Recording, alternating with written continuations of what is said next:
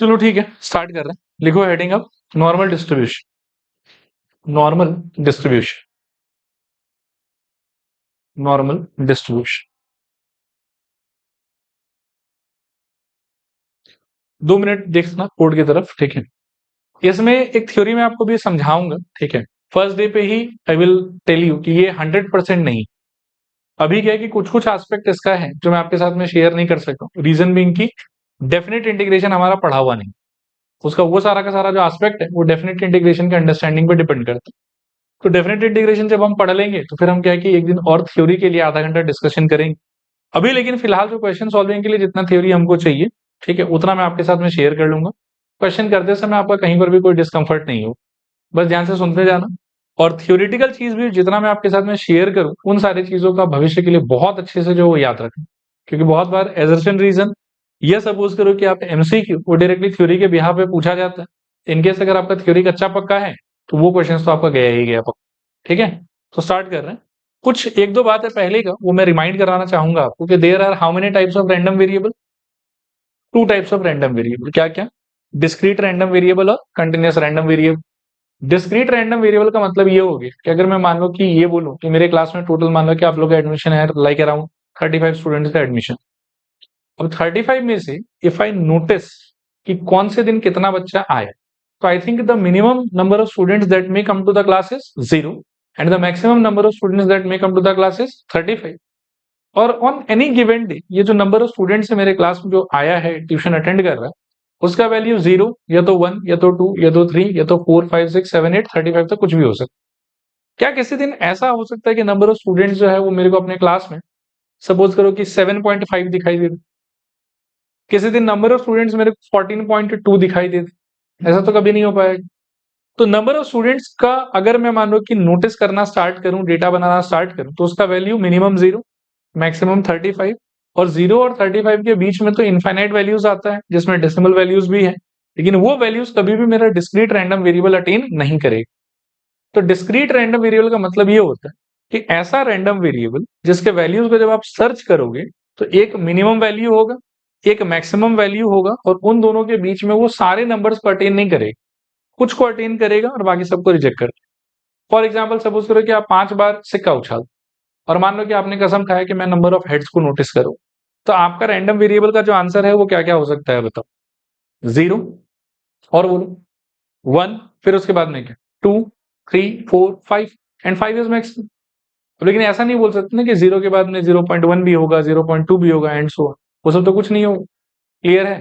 तो इस टाइप का कोई भी रैंडम वेरिएबल जिसका एक मिनिमम वैल्यू होगा, एक मैक्सिमम वैल्यू होगा और बीच का वो कुछ वैल्यूज को लेगा और बाकी वैल्यूज को क्या कर देगा? रिजेक्ट कर देगा। उस टाइप के रैंडम वेरिएबल को हम लोग क्या बोलेंगे बताओ? Discrete random variable. फिर एक नेक्स्ट आता है कंटिन्यूअस रैंडम वेरिएबल। सपोज करो कि मैं क्लास 12 के सारे स्टूडेंट्स को ले लूं जो गुवाहाटी में पढ़ते हैं, सारे स्कूल के स्टूडेंट्स, और मैं मान लो कि उनका या तो हाइट नाप लूं और या तो वेट नाप। तो अगर मैं हाइट या वेट भी नापूंगा तो कोई सपोज करो कि बहुत ही लंबा हो जाए तो कितना हो जाएगा? 6 फीट हो जाएगा। और कोई बहुत ही छोटा होगा तो शायद 4 फीट तो होगा ही कम से कम, मान 4 फीट 4.5 फीट। ठीक है। अब क्या है कि जब मैं इस हाइट का डेटा निकालूंगा ना, तो आई विल फाइंड के मानो कि मिनिमम सपोज करो कि 4 फीट है और मैक्सिमम सपोज करो कि 6 फीट है। और 4 फीट और 6 फीट के बीच में अगर मैं मानो कि गुवाहाटी के सारे स्टूडेंट्स को चेक कर लूं, तो मुझे लगता है कि ऑलमोस्ट जितना भी नंबर अपीयर हो सकता है वो सारा नंबर ही मेरे डेटा में एक ना एक बार आ जाएगा।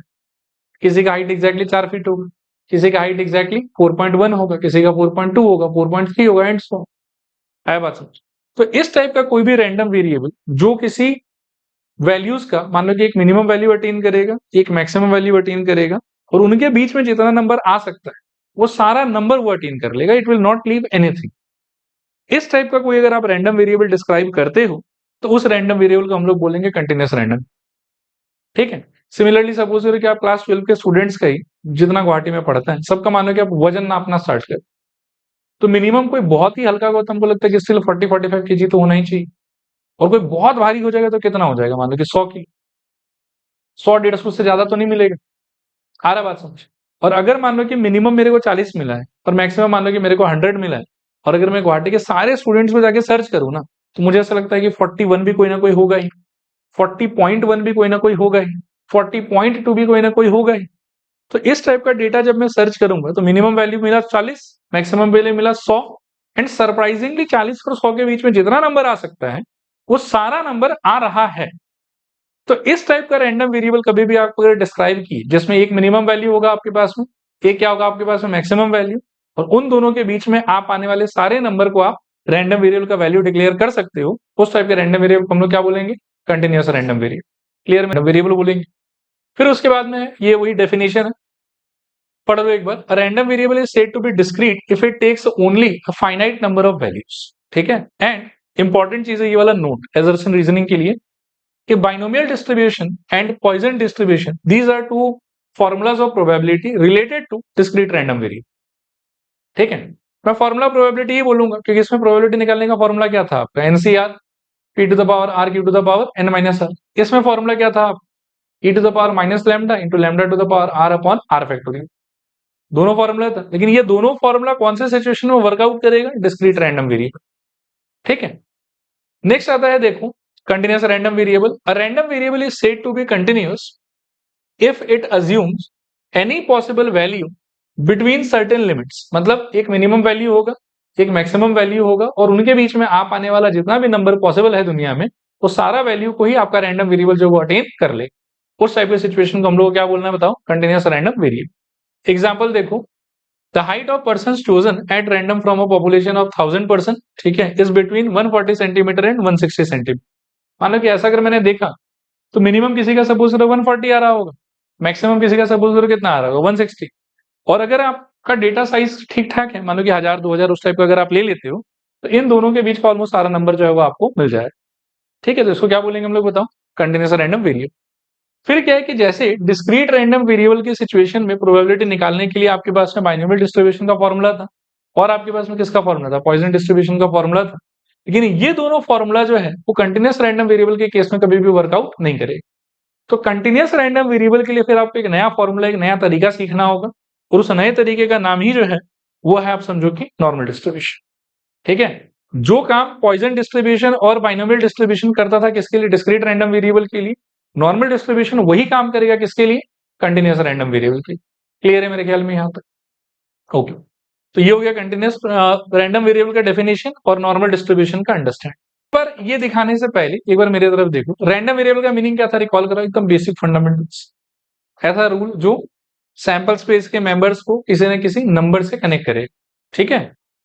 उसके बाद में आता था कि अगर आपका रैंडम वेरिएबल कुछ कंडीशंस को फुलफिल करे, लाइक नंबर ऑफ ट्रायल 3 या 3 से ज्यादा हो, सारा ट्रायल आपस में क्या हो, इंडिपेंडेंट हो, तो उस केस में हम लोग उसको क्या बोल देते थे कि ये बाइनोमियल डिस्ट्रीब्यूशन हो गया। फिर सपोज करो कि नंबर ऑफ ट्रायल बहुत ज्यादा हो जाए और probability of success on one trial बहुत छोटा हो जाए, तो उस केस में हम उसको क्या डिक्लेयर कर देते हैं कि वो पॉइजन हो गया। उसी तरीके से सपोज करो कि आपका एक्स अगर रैंडम वेरिएबल, आपका एक्स क्या है बताओ, रैंडम वेरिएबल, लेकिन वो कंटिन्यूअस रैंडम वेरिएबल, कैसा है बताओ, कंटिन्यूअस रैंडम वेरिएबल है, तो आप इसको बोलोगे, इसका नाम आप बोलोगे नॉर्मल वेरिएट। क्या बोलोगे बताओ, नॉर्मल वेरिएट, ये यहां लिखा हो। अगर आपका एक्स नॉर्मल डिस्ट्रीब्यूशन फॉलो करेगा, ऑब्वियसली तो कंटिन्यूअस रैंडम वेरिएबल होना पड़ेगा, और अगर आपका एक्स कंटिन्यूअस रैंडम वेरिएबल हुआ तो उस टाइम पर एक्स का नाम क्या दोगे आप, नॉर्मल वेरिएट, चलेगा मेरे ख्याल में। फिर नॉर्मल वेरिएट के बाद में there is something called standard normal variate. X अपना क्या हो गया, नॉर्मल वेरिएट, अगर कंटिन्यूअस रैंडम वेरिएबल फॉलो कर रहा है वो तो, और एक्स से एक स्टेप ऊपर एक और सामान आता है जिसको हम लोग बोलते हैं स्टैंडर्ड नॉर्मल वेरिएट। क्या बोलते हैं बताओ, उसको हम रिप्रेजेंट करते हैं जेड लेटर्स, ठीक है। और कभी भी एक्स को जेड में कन्वर्ट करने के लिए हमेशा आप ये वाला फॉर्मूला यूज करो, z is equal to X का value minus mu divided by sigma. Mu और सिग्मा हमेशा आपको क्वेश्चंस वगैरह में दिया हुआ रहेगा। म्यू का मतलब हो गया मीन ऑफ एक्स, और सिग्मा का मतलब क्या हो गया, स्टैंडर्ड डिविएशन ऑफ एक्स। लिखो इस चीज को, if capital x, if capital x, मैं थोड़ा सा इसका लैंग्वेज चेंज कर रहा हूं और थोड़ा सा डिटेल भर रहा हूं इसमें, लिखो if capital x represents a a continuous random variable, a continuous random variable represents a continuous random variable, then it will follow कौन सा distribution, normal distribution. then it will follow normal distribution, then it will follow normal distribution, and it is called as normal variate, and it is called as normal variate. आगे लिखूं, to find probability of x, to find probability of x in such situations, to find probability of x in such situations, we have to use the following steps. We have to use the following steps. एक बार आप ये सारा copy करो.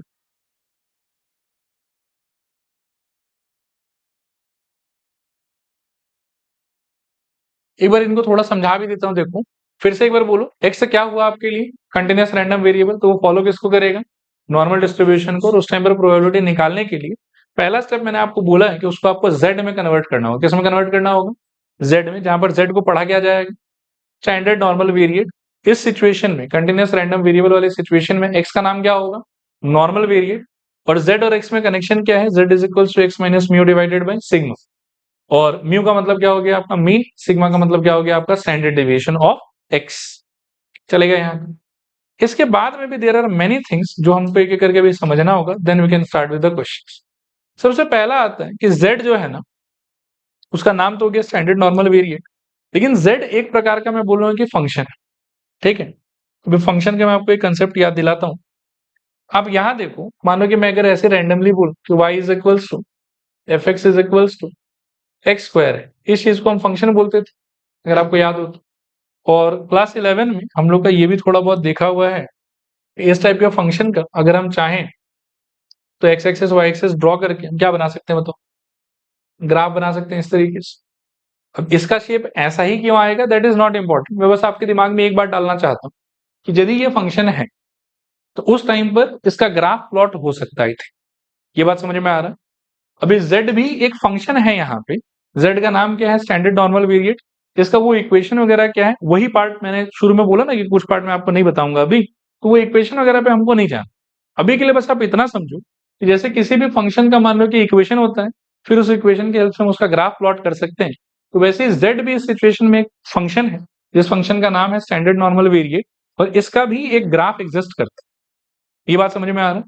वो graph देखने में ऐसा हो. देखो, ठीक है. z का नाम पढ़ो, यहां से क्या दिया हुआ बताओ? z is called standard normal variate. थोड़ा सा वॉइस बढ़ाओ आप लोग, बोलो क्या? z is called standard normal variate. इसका एक इक्वेशन होगा, ये एक फंक्शन है, और उस फंक्शन का ग्राफ प्लॉट करने के बाद में इस टाइप का शेप निकल के आता. देखो क्लियर है कि नहीं क्लियर? चलेगा मेरे ख्याल में. फिर इसके आगे देखो, this photo is called graph of z, and this photo itself is basically called as what? Normal distribution. क्या बोलते हैं बताओ? Normal distribution. एक बार फिर से बता देता हूं, z को बोलना क्या है? z का नाम क्या होगा? Standard normal variate. z एक टाइप का क्या होगा? इक्वेशन. उस इक्वेशन का हम क्या प्लॉट कर पाएंगे? ग्राफ. और z का जो ग्राफ निकल के आएगा, उस ग्राफ के ही शेप को क्या बोलना है आपको? Normal distribution. क्या बोलना है फिर से बताओ? Normal distribution. चलेगा मेरे ख्याल में. धीरे धीरे और भी बात करते हैं. अगला पॉइंट देखो क्या यहाँ पे लिखा हुआ है, इधर total area under the normal distribution is 1. कोई भी चीज का टोटल प्रोबेबिलिटी का वैल्यू हमेशा कितना होता है? 1. और सिंस मैंने आपको बोला कि z एक फंक्शन होगा, उसका एक ग्राफ बनेगा, और उस ग्राफ को हम लोग क्या बोलेंगे? Normal distribution. तो है तो ये प्रोबेबिलिटी डिस्ट्रीब्यूशन. तो सिंस अगर प्रोबेबिलिटी डिस्ट्रीब्यूशन है, तो आपको याद होगा कि टेबल में भी नीचे वाले रो का सबका सम टोटल कितना होता था?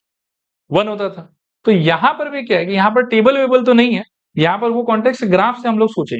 ठीक है, कि इस ग्राफ के अंडर और इस नीचे वाले लाइन के बीच में जो टोटल एरिया यहाँ पर होगा, जो थोड़ा सा शेड भी किया है मैंने, और थोड़ा सा कर देता हूं. देखो, ये जो शेडेड पोर्शन है, इस शेडेड पोर्शन के एरिया का वैल्यू कितना होना चाहिए? बताओ फिर से.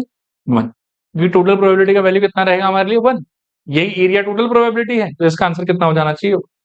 क्लियर है मेरे ख्याल में? अगला पॉइंट है, देखो क्या कि the graph of normal distribution is symmetric about z equals to 0. तो सबसे पहले तो ये समझो कि z इक्वल्स टू 0 इसके बिल्कुल बीचों बीच आने वाला एक लाइन होगा. और सिमेट्रिक होने का मतलब ये है कि इस लाइन के लेफ्ट में ग्राफ का शेप जैसा है, इस लाइन के राइट में भी ग्राफ का शेप एग्जैक्टली वैसा ही रहेगा। क्लियर मेरे ख्याल? चलूं आगे। अगला पॉइंट है कि अगर ये सच में सिमेट्रिकल है और टोटल एरिया मान लो कि इस ग्राफ के अंडर का यदि 1 है, तो क्या मैं सेफली ये बोल सकता हूं कि इस लाइन के राइट साइड का जो एरिया है उसका वैल्यू और इसके लेफ्ट साइड का जो एरिया है उसका वैल्यू कितना कितना हो जाएगा बताओ? ये वाला भी हो जाना चाहिए हाफ या 0.5 जो भी बोलो आप, और ये वाला एरिया का वैल्यू भी कितना हो जाना चाहिए? हाफ या फिर 0.5। ये समझ में आ रहा है क्या? टोटल एरिया 1, आधा आधा एरिया कितना कितना हो जाएगा? Half each. इधर वाला भी हाफ और उधर वाला भी हाफ। अब सबसे इंपॉर्टेंट बात है ये वाला, देखो ध्यान से कि the area on the left of 0, यानी कि इस लाइन के लेफ्ट साइड का ये जो एरिया है ये वाला, ठीक है, is represented by this symbol p of z less than equals to 0, और यू कैन से कि p of z less than 0। Normal distribution ये मान लो कि कंटिन्यूअस रैंडम वेरिएबल के टाइम पर इक्वल टू रहे इक्वल टू ना रहे उससे ज्यादा फर्क नहीं पड़ता, क्योंकि एकदम एक चिन्ना मिन्ना सा नंबर होगा ना वो, इस वजह से इससे कोई फर्क नहीं पड़ता। These two are same, equality लगाना है तो भी ठीक है, इक्वालिटी नहीं लगाना है तो भी ठीक है। और ये जो एरिया है, जो पिंक कलर का शेडेड एरिया है आपका, इस एरिया को आप रिप्रेजेंट करेंगे इस सिंबल से p of z less than equals to 0। और ग्राफ के एरिया के कॉन्टेक्स्ट में अगर आप सोचिएगा तो इसका वैल्यू हमने अभी भी कितना सोचा बताओ? हाफ। तो यहां पर हम इस तरीके से लिख सकते हैं कि probability of letter z taking value 0 और less than 0 is equals to कितना मिल गया हमको? हाफ। आया बात समझ? इसी तरीके से 0 वाले लाइन की राइट साइड वाला जो एरिया है वैल्यू के हिसाब से उसका आंसर कितना होना चाहिए? 1।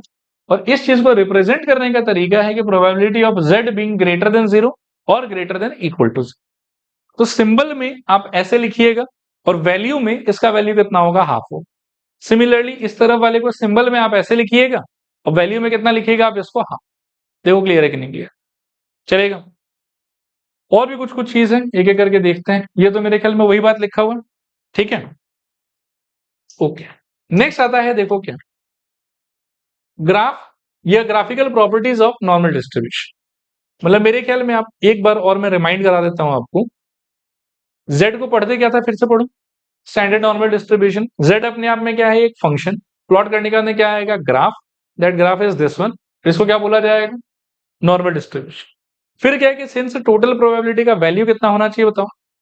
1। इसीलिए इसका टोटल एरिया का वैल्यू कितना हो जाएगा? 1।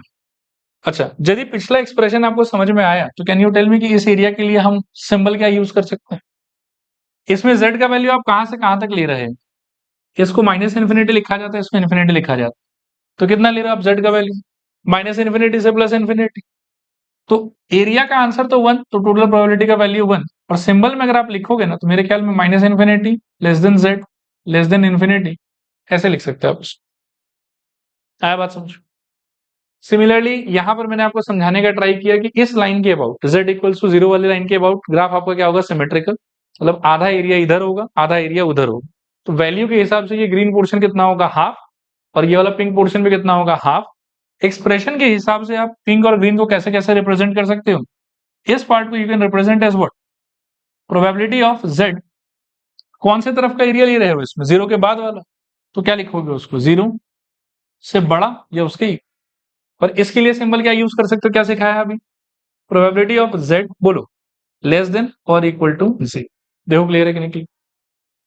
चलेगा ना यहां तक? इसके आगे मैं कह रहा था, अच्छा ये वही वाला बात है, यहां पर समझाया हुआ आप। इसके आगे कुछ कुछ और भी है जो थोड़ा सा सिचुएशंस को जनरलाइज्ड वे में हमको समझने में हेल्प करेगा। फर्स्ट ऑफ ऑल तो समझो कि जब आप नॉर्मल डिस्ट्रीब्यूशन का ग्राफ बनाते हो तो इस टाइप का ग्राफ कुछ आएगा आपके पास। बीचों बीच वाला लाइन क्या हो जाएगा आपके लिए? 0। राइट साइड वाला नंबर्स होगा वो कैसा नंबर्स होगा? पॉजिटिव। और लेफ्ट साइड वाला जो नंबर्स होगा कैसा नंबर्स होगा? नेगेटिव। क्लियर मेरे ख्याल में? फिर उसके अंदर ग्राफ में और प्रोबेबिलिटी में क्या कनेक्शन है वो हम इन पिक्चर्स के हेल्प से समझने का ट्राई करेंगे।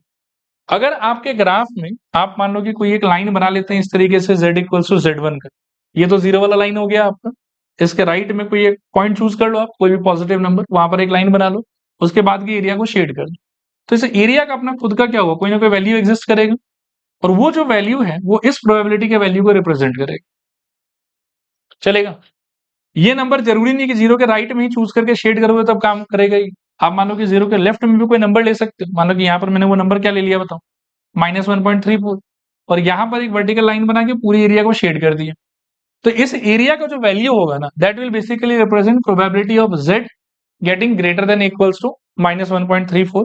ये मान लो कि ग्रेटर देन का साइन नहीं भी अगर मैं लगाऊं तो probability of z just greater then -1.34 भी कह सकता हूं। इन दोनों का मतलब सेम ही है, क्योंकि क्या है ना कि एक नंबर पे इंक्लूड करने से या नहीं करने से इस एरिया के वैल्यू पे कोई बहुत ज्यादा फर्क नहीं पड़ेगा। ठीक है, पॉइंट ये है कि यहां पर एक वर्टिकल लाइन बनाओ, उसके बाद का पूरा एरिया शेड करूं, इस एरिया का जो आंसर होगा वो आंसर ही आपके सिचुएशन के प्रोबेबिलिटी का वैल्यू बताए। चलेगा ये चीज। इसी तरीके से आप शेडिंग और भी अलग तरीके से कर सकते हो। मान लो कि लेफ्ट साइड का एरिया शेड कर सकते हो।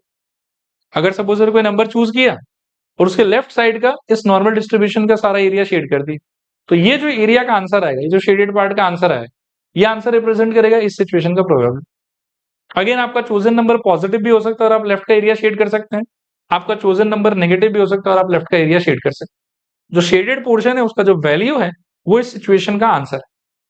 ठीक है, इसका एरिया ये प्रोबेबिलिटी को रिप्रेजेंट करेगा, इसका एरिया ये प्रोबेबिलिटी को रिप्रेजेंट करेगा। चलेगा मेरे ख्याल में। कभी कभार ऐसा भी हो सकता है, हालांकि इसमें सैंपल नहीं, मैं दिखाता हूं आपको। मान लो कि इस टाइप से है अपना लाइन, ठीक है, और इसके ऊपर में सपोज करो कि इस टाइप से है अपना शेप, और मान लो कि आप कोई दो वर्टिकल लाइन ऐसे बीच में बना के उसके बीच का पोर्शन शेड कर देते हैं, ये वाला। मान लीजिए कि ये पॉइंट कुछ भी है, ऐसे ही K1 ले लेता हूं, और ये वाला पॉइंट कुछ भी है, मान लो कि K2 ले लेते हैं। तो बताओ तो इस एरिया का रिप्रेजेंटेशन क्या होना चाहिए? प्रोबेबिलिटी ऑफ z, क्या बोलोगे बताओ? Greater than K1 and less than K2। ये मीनिंग है इसका। ये जो एरिया होता है वो ये सिचुएशन को रिप्रेजेंट करता है। मतलब आप ऐसा सोचो कि एरिया हो गया आपका एक ग्राफिकल रिप्रेजेंटेशन और ये हो गया आपका एल्जेब्रिक रिप्रेजेंटेशन। ठीक है, ये इक्वेशन वाला सिचुएशन है और ये ग्राफ वाला सिचुएशन। इस फोटो का इंटरप्रिटेशन होगा ये, इसी तरीके से इस फोटो का इंटरप्रिटेशन होगा ये, इस फोटो का इंटरप्रिटेशन होगा ये, और फिर मान लो कि इसका इंटरप्रिटेशन ये और इसका इंटरप्रिटेशन ये। देखो यहां तक क्लियर है कि नहीं क्लियर? चलेगा मेरे ख्याल। इसके बाद में आते हैं कि सवाल कैसा कैसा आ सकता है हमारे पास। तो सवाल टू बी ऑनेस्ट देखो आपके पास में 3 टाइप का आ सकता है। मैं एक एक करके सारा डिस्कस कर देता हूं। हो सकता है कि कभी क्वेश्चन में आपसे पूछे कि probability of z less than some number k बताओ, और या फिर probability of z just less than k बताओ। इक्वल रह नहीं रहे, बात एक ही है हमारी। ठीक है, अगला सवाल हमारे पास में आ सकता है कि प्रोबेबिलिटी ऑफ क्या, z greater than equals to k बताओ, या फिर probability of z just greater than k बताओ। अगला सवाल हमारे पास में आ सकता है कि probability of z lying between some number k1 and k2 बताओ। ठीक है, या फिर probability of z greater than k1 and less than k2। ये 3 फॉर्मेट का क्वेश्चन है जो आपसे पूछा जा सकता है। ठीक है, इन तीनों फॉर्मेट का पहले आप लोग मेरे को थोड़ा सा ना ग्राफ एक्सप्लेन करो और फिर मैं आपको बताऊंगा कि आंसर कैसे ढूंढ। इसका ग्राफ कैसा होगा बताओ? हालांकि क्वेश्चंस में हम कभी ग्राफ नहीं बनाएंगे। हाँ, बोलो तो कैसा होगा इसका? मेरे ख्याल में इस टाइप का कुछ आपका बेस लाइन हो गया, बेस लाइन के ऊपर आपका इस टाइप का कोई ग्राफ एग्जिस्ट करेगा। अब k का वैल्यू अगर मान लो कि नेगेटिव हुआ तो जीरो वाले लाइन के लेफ्ट में आएगा, और अगर पॉजिटिव हुआ तो जीरो वाले लाइन के राइट में आएगा। मैं रैंडमली मान लो कि राइट में ही बना देता हूँ। ठीक है, टेंशन एकदम मत लेना, मान लो कि ऐसे बना दिया। तो इसका मीनिंग या इसका इंटरप्रिटेशन कौन सा एरिया होगा बताओ? इस येलो लाइन के लेफ्ट में कि राइट में? लेफ्ट वाला, राइट। क्लियर है ना? इसका जो इंटरप्रिटेशन है देख लो एक बार, इसका इंटरप्रिटेशन होगा ये वाला एरिया, एंड भगवान के दया से its value will be given और can be found by table. जैसा आपको लॉग वैल्यू का टेबल दिया हुआ है ना कि log 1 का आंसर इतना होगा, log 2 का आंसर इतना होगा, log 3 का आंसर इतना होगा, log 13 का आंसर इतना होगा, एक पूरा पूरा टेबल प्रॉपर्ली प्रिपेयर करके दिया हुआ। तो इस टाइप का जो भी सवाल हमारा आएगा, इंटरप्रिटेशन तो ये है कि इसका मतलब ये वाले एरिया का वैल्यू, लेकिन बार बार ऑनेस्टली स्पीकिंग ये एरिया कैलकुलेट करने का कोई टेक्नोलॉजी कोई टेक्निक हमारे पास नहीं। ठीक है, तो ये अलग अलग पोजीशन पे जब येलो लाइन लाई करेगा तब हमारा इस एरिया का वैल्यू अलग अलग होगा, और वो सारा अलग अलग पोजीशन का सारा आंसर एक टेबल के फॉर्मेट में आपकी किताब के पीछे दिया। ठीक है, तो जब भी आपको ये वाले टाइप का सिचुएशन चाहिए, आप बस टेबल रेफर करो, काम खत्म। समझ में आया? फिर नेक्स्ट आप आ जाओ ये वाले सिचुएशन में। इसमें क्या मांगा वो बताओ। पहले मान लो कि बेस लाइन हो गया, फिर मान लो कि ये आपका ग्राफ हो गया, और सपोज करो कि ये के वाला लाइन कहीं पर भी लाई करता है, मान लो कि यहां बना दिया मैंने। इसका मतलब क्या है, इस लाइन के लेफ्ट वाला एरिया कि राइट वाला एरिया, और ये आपका के वाला पार्ट हो गया है ना, राइट वाला एरिया। चलेगा मेरे ख्याल में, यहां तक ग्राफ से तो समझ में आ रहा है कि मेरे को ये वाला एरिया चाहिए। ठीक है, कोई दिक्कत तो नहीं। अब क्या है कि जब भी आपको ये वाला चीज पूछा जाएगा ना, तो table is not going to help, क्योंकि टेबल में इसका आंसर कभी भी डायरेक्टली नहीं रहेगा। टेबल में हर इस टाइप के सिचुएशन का आंसर आपको मिल जाएगा बिना कोई टेंशन। लेकिन अगर ऐसा सवाल आ गया ना आपके पास में, तब table is useless for you. अब क्या करना है यहाँ, तो यहां पर देखो हम एक टेक्निक जो है वो लगाने का ट्राई करें। अगर मैं इसको बोलूं कि ये A1 है, और इसको अगर मैं बोलूं कि ये A2 है, तो मुझे निकालना तो है A1, टेबल मेरे को समहाउ दे देगा A2 अगर थोड़ा दिमाग लगाऊं तो। ठीक है, और मैं जानता हूं कि A1 प्लस A2 का आंसर कितना होना चाहिए। ये तो कॉमन सेंस है ना हमारा। तो A1 का आंसर क्या हो जाएगा बताओ, 1 minus A2। Do you remember कि A2 का एल्जेब्रिक रिप्रेजेंटेशन क्या होगा? I think you should. 1 minus, अगर ये के वाला लाइन है तो I can say probability of z less than is equals to K. देखो सही कह रहा हूं, आया समझ? तो जब कभी भी आप इस टाइप का सिचुएशन फेस करोगे कि आपको z का वैल्यू किसी पर्टिकुलर नंबर से बड़ा या बराबर चाहिए, और उसका प्रोबेबिलिटी आपको चाहिए, डायरेक्टली टेबल से आंसर नहीं मिलेगा। आपको पहले इस पे फॉर्मूला लगाना पड़ेगा, this is equals to what, 1 minus probability of z less than equals to K, या सिंपली z लेस देन के, वो भी चलेगा। और फिर इसका वैल्यू टेबल से ढूंढोगे, 1 से माइनस करोगे, जो आएगा वो आपका आंसर। देखो आया समझ के नहीं आया, चलेगा। थर्ड सिचुएशन है यहाँ पे कि z का वैल्यू k1 और k2 के बीच में आ जाए। तो इसका पहले आप फिर से रिकॉल करो कि ग्राफिकल इंटरप्रिटेशन क्या हो। ये हो गया आपका बेस लाइन, ये हो गया आपका ग्राफ, और बीच में मानो कि आपके पास में दो नंबर आ गया, एक मानो कि k1 आ गया और एक सपोज करो कि k2 आ गया। मानो कि ये k1 है, ये k2 है, और ये बीच वाला एरिया आपको निकालना है, सब ये निकालना है। ठीक है, तो ऑब्वियसली जो टेबल आपको वापस से बना के दिया गया है बुक के पीछे, उसमें तो यार इन सारे पोर्शंस का ऐसा आंसर आपको डायरेक्टली नहीं मिलेगा। अब क्या किया जाए, तो उसके लिए देख, थोड़ा सुनना, थोड़ा सोचना। ऑरेंज वाले पोर्शन को मैं कह देता हूं एक बार के लिए A1, इस नॉन शेडेड पोर्शन को मैं एक बार के लिए कह देता हूं A2, चलेगा। और एक लाइन ही बना लेता हूं, कौन सा, रेड कलर से बना दूं क्या? ये रेड में ना आप ऐसा समझो कि K2 के लेफ्ट वाला मैं सारा ले रहा हूं, हाँ। और ये रेड वाला जो एरिया है, इस पूरे एरिया को मैं ओवरऑल कहना चाह रहा हूं, let's say A. Will that be okay? चलेगा। कैन यू टेल मी कि A1 यानी कि ऑरेंज पोर्शन, A2 यानी कि non shaded portion, and A यानी कि पूरा portion, everything on the left of K2, इन तीनों में क्या कनेक्शन हो सकता? बी वेरी वोकल, जोर से बताओ अगर समझ में आ रहा है। मैं कुछ ऐसा प्रपोज करूंगा, आप हाँ या ना में जवाब दो अगर समझ में आता। तो मेरे को लगता है कि A1 plus A2 should be equals to E। What do you say? Happy? Table मेरे को क्या क्या दे सकता है? टेबल मुझे लगता है कि ए दे सकता है और A2 दे सकता है। वेरी गुड, सही कह रहा हूं क्या? A2 का एक्सप्रेशन क्या होगा टेबल के हिसाब से, अगर मैं इक्वेशन वाला आइडिया सोचूं तो हेल्प करूं। A1 को तो यूं ही छोड़ो, A2 को क्या लिख सकते हो बताओ? Probability of z less than और is equals to K1। Happy? और A का बताओ? Probability of z less than और इज इक्वल्स टू K। तो ये व्यक्ति उठ के उधर जा सकता है, क्या कहते हैं? तो क्या मिल जाएगा बताओ? A1 इज इक्वल्स टू, बोलो, probability of z less than is equals to K2 minus probability of z less than is equals to K। तो जब भी ऐसा सवाल आएगा तो ऑब्वियसली हम टेबल के हेल्प से ही करेंगे सब कुछ, लेकिन टेबल डायरेक्टली यूज नहीं कर। पहले आपको ये वाले सिचुएशन को इस वाले फॉर्मूला में ट्रांसफॉर्म करना होगा। आप लिखेंगे प्रोबेबिलिटी ऑफ बड़ा number z less than equals to K2 minus probability of छोटा नंबर। अच्छा, इसमें थोड़ा चेंज है, लोग कंफ्यूज हो जाते हैं। यहां पर लिखा हुआ K1 लेस देन Z, लेकिन फॉर्मूला में हम क्या लिखेंगे? Z less than equals to K1। आप एक्सप्लेनेशन यहां पर देख सकते हैं। आया बात समझ? तो देखना, सवाल जब हम सॉल्व करेंगे तो हमको 3 तरीके का मिलेगा। अगर Z का वैल्यू किसी नंबर से छोटा या बराबर रखना है, डायरेक्टली टेबल देखो, आंसर पाओ। अगर Z का वैल्यू किसी नंबर से बड़ा हो, उसका प्रोबेबिलिटी चाहिए, तो पहले आप 1 माइनस के फॉर्मेट का फॉर्मूला लगाओ इस पे, और लगाने के अंदर फिर इस पार्ट के लिए टेबल देखोगे। और अगर मान लो कि Z lying between two particular number का सिचुएशन चाहिए आप, तो probability of Z less than equals to the larger number minus probability of Z less than equals to smaller number.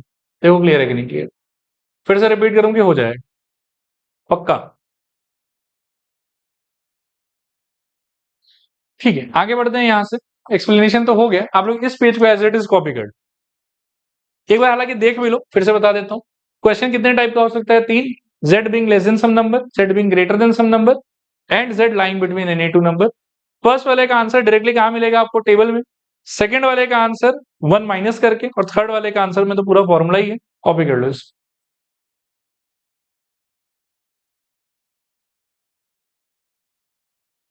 चलो ठीक है, आगे बढ़ते हैं।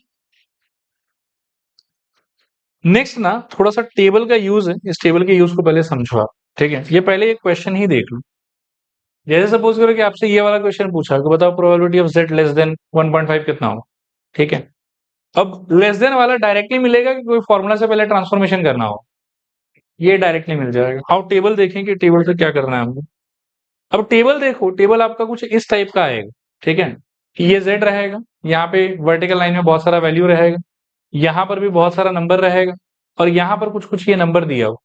अब इनका इंटरप्रिटेशन क्या, आप देखो, मैं समझाता हूँ आपको। एक तो आप समझो कि ये जो ये शेडेड पोर्शन है ना इस ग्राफ के अंदर का, कंसिडरिंग कि ये वाला पॉइंट आपको यहाँ पर आप फाइंड कर रहे हो, और इस शेडेड पोर्शन का आपको आंसर दिया। मैं थोड़ा समझाने का ट्राई करता हूँ, क्या मतलब है इसका। सपोज करो कि मैं इसको देखूं, प्रोबेबिलिटी ऑफ Z, मान लो ये क्या हो जाएगा? लेस देन और इज इक्वल्स टू -3.0, और इसका आंसर मेरे को कितना दिया हो? 0 पॉइंट, बोलो, 001। और मेरे से पूछोगे कि सर इसका मीनिंग क्या होगा, तो इसका मीनिंग होगा, देखो, ये हो गया मेरा नॉर्मल कर्व, उसके अंदर में -3 वाला लाइन कहीं यहाँ पे होगा। ठीक है ना, और ये जो पार्ट है, इस पार्ट का एरिया का वैल्यू हो गया। देखो क्लियर है कि नहीं क्लियर? आया लॉजिक समझ? फिर उसके बाद में सपोज करो मैं कुछ और बनाता हूं, इनको मिटा देते हैं यहां से। जैसे एक तो ये भी समझो कि इन नंबर्स का क्या काम है। ठीक है ना, तो जैसे -3.0 और यहाँ पर 0 है ना, तो आप ये माइनस को छोड़ के इस नंबर को और इस नंबर को ऐड करोगे, तो 3.0 और 0.00, तो अल्टीमेटली कितना निकलेगा? 3.00 ही रहेगा। लेकिन इसमें अगर आप ये वाला ऐड करते हो तो क्या निकलेगा बताओ? 3.0 और बताओ 0.01। एक सेकेंड, 0 पॉइंट क्या बताओ? 01। इनको ऐड करके क्या निकलेगा? 3.01। उसका आंसर क्या दिया हुआ बोलो? इसमें तो सेम ही है। छोड़, किसी और नंबर पे चलते हैं थोड़ा सा। मानो कि मैं पॉजिटिव वाले पे चलता हूँ, उसमें आप अच्छे से शायद रिलेट कर पाओ। मानो कि जैसे ये देखो, आप फोटो भी देखो, 0.3 है ये वाला, इसके बगल में नंबर क्या दिया हो? 617। इसका इंटरप्रिटेशन भी समझाता हूँ। देखो, ग्राफ में अगर मैं सोचूंगा तो ये मेरे लिए रिप्रेजेंट कर रहा, सेकेंड, ये मेरे लिए रिप्रेजेंट कर रहा है, इस पॉइंट का वैल्यू कितना है बताओ? 0.3 ना, तो 0.3 और उसके लेफ्ट का पूरा एरिया, और इस एरिया का वैल्यू इस नंबर के हिसाब से कितना हो जाएगा बताओ? 0.6179। देखो क्लियर है कि नहीं क्लियर? चलेगा। अब फिर इनका भी काम है, हाँ, इनके काम को थोड़ा समझने का ट्राई करो। ये वाला नंबर और ये वाला नंबर अगर आप ऐड कर 0.3 और वो क्या है बताओ? 0.01, तो ऐड करके कितना आएगा बताओ? 0.31। और इसके और इसके मिलाने से ये नंबर क्या दिया हुआ आप? 6217। तो काइंड ऑफ ये क्या हो जाएगा आपके लिए? एक सेकेंड, मान लो कि ये बेस लाइन, ये आपका ग्राफ, और ये वाला और वाला नंबर मिला के ये वाला हो गया, तो ये नंबर हो गया आपके 0.31।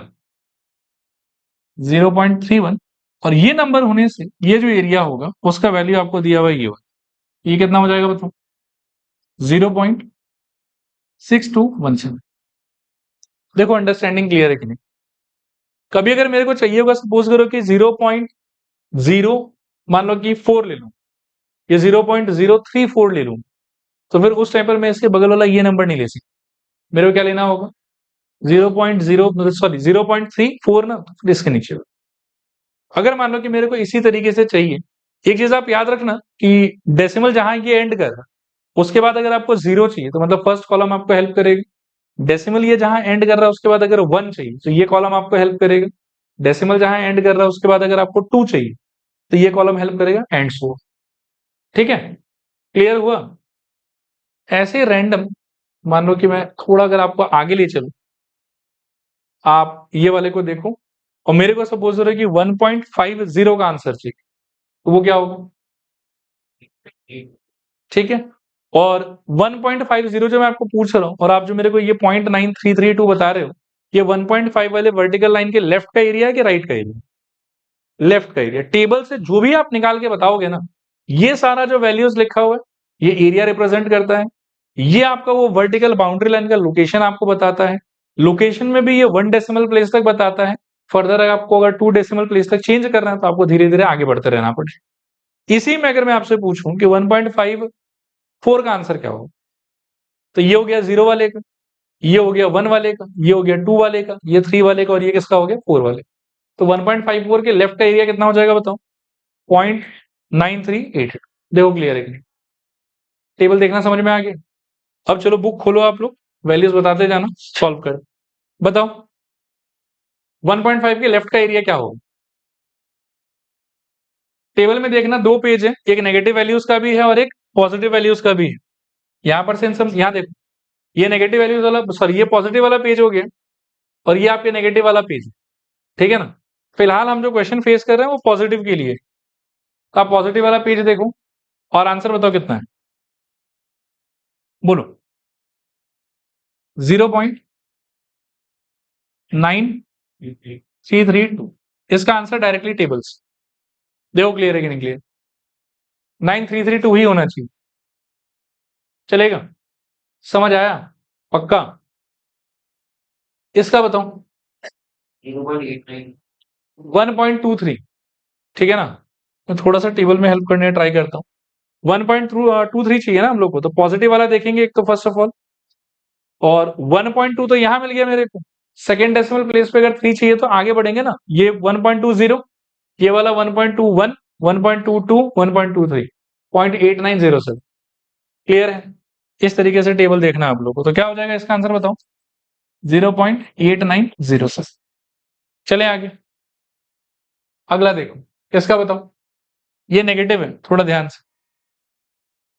1.05 का चाहिए आप, थोड़ा हेल्प कर देता हूं, देखो नेगेटिव में 1.05 चाहिए ना हमको, तो 1.0 ये रहा, और सेकेंड डेसिमल प्लेस पे क्या चाहिए हमको? 5 चाहिए, तो ये हो गया 1.00, ये हो गया 1.01, और वो भी नेगेटिव वाला का देख रहा हूँ। हाँ, 1.00, 01, 02, 03, 04, 05, ये होना चाहिए शायद 0.1469। ठीक है, तो इसका आंसर क्या हो जाएगा? 0.1469। ये 4 नंबर वाले का देखो, ये तो ग्रेटर देन के सिचुएशन में आ गया, तो इसका वैल्यू डायरेक्टली टेबल से मिलेगा आपको कि नहीं मिलेगा? नहीं मिलेगा। क्या करोगे इसका बताओ? 1 माइनस प्रोबेबिलिटी ऑफ क्या लोगे बताओ? z less than equals to -1.8। पहले फॉर्मूला से ये चेंज करोगे, ये आया समझ? अभी नेगेटिव वाले में ही देखना है। ठीक है, टेबल देखो,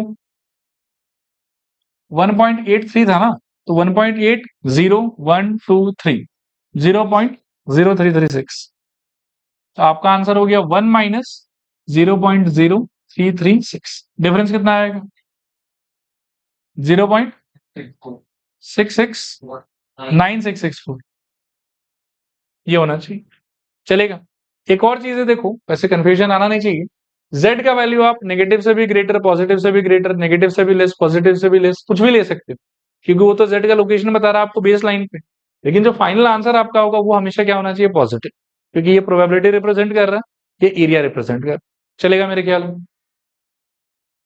5 नंबर देखो, इसके डायरेक्ट वैल्यूज को फाइंड कर सकते हो कि पहले फॉर्मूला लगाना होगा? फॉर्मूला मेरे ख्याल क्या हो जाएगा, फॉर्मूला बताओ। प्रोबेबिलिटी ऑफ z बीइंग क्या, less than 3.07 minus probability of z being less than 2.15।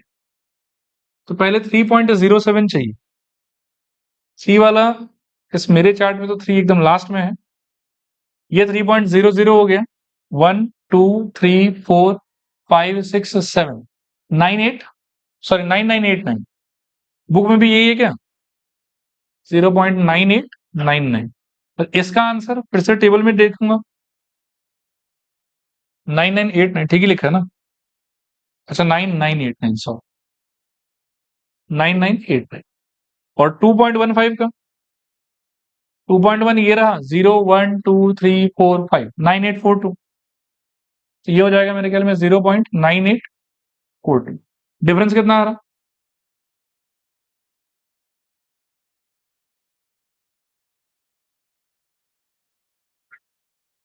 0.0147, ये आपका आंसर होगा। ठीक है, 6 नंबर वाले को देखो क्या होगा आंसर बताओ। Probability of z less than minus 1.45 minus probability of z less than minus 2.38, बोलो तो क्या हो जाएगा, 0.07 ओके माइनस 0087, डिफरेंस 0648। ठीक है, समझ में आ रहा है ना सबको। 7 नंबर वाला देखो, बोलो क्या होगा, डायरेक्टली की फॉर्मूला लगाना होगा पहले, z less than 1.87 minus probability of z less than minus 0.78, this is equals to, इसका टेबल से आंसर बताओ, 0.9693 माइनस इसका आंसर बताओ,